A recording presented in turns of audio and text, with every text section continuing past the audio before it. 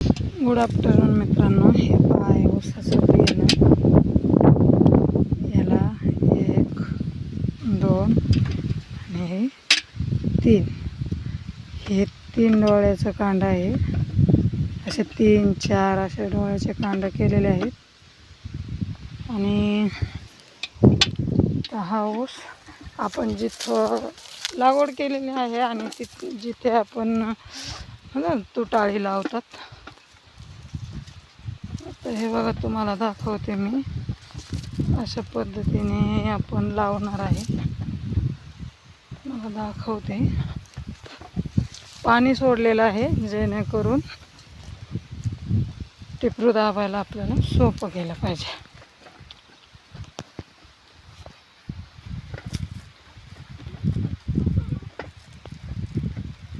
बघा इकडं दाबलेले आहेत मी टिपरं. एकच सरी राहिलेली आहे, ते दाबायचे. आणि बघा हे असं टिपरं सांडले. एक मिनिट हां. हे बघा, याला म्हणतात खोडकिडा. तुमच्या तिकडं काय म्हणतात माहीत नाही मला.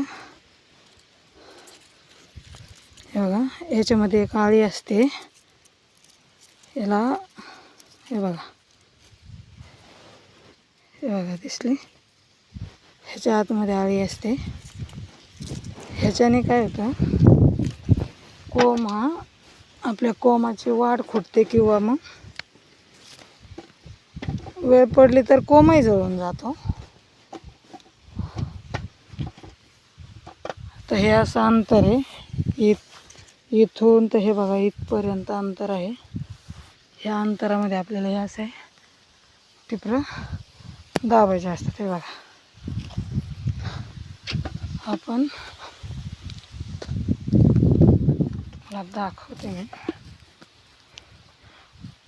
पाण्यामध्ये दाबलं ना तर सोपं जातं पाण्यामध्ये दाबायला. त्याच्यामुळे शक्यतो टिपरू पाण्यातच दाबायचं. हे बघा, आता मला मोबाईल पकडायला येईना, माझ्याकडे काही स्टँड वगैरे नाही आहे. हे असं टिपरू दाबावं लागतात. हे बघा किती खोडकिडा पडलेला आहे.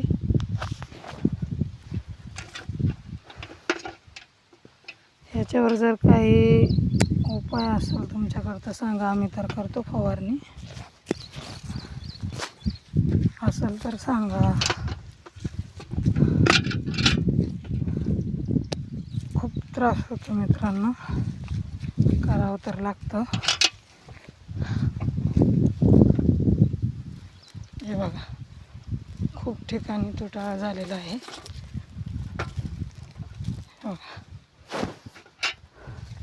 आपण जर हे लावलं नाही तर गळीत ते फार कमी निघतं. तुटाळा लावायला थोडासा उशीरच झालेला आहे. शक्यतो लवकर तुटाळ केले तर ह्या ऊसाच्या कोंबांबरोबर हेही कोंब व्यवस्थित येतात. Thank you, bye bye, take care.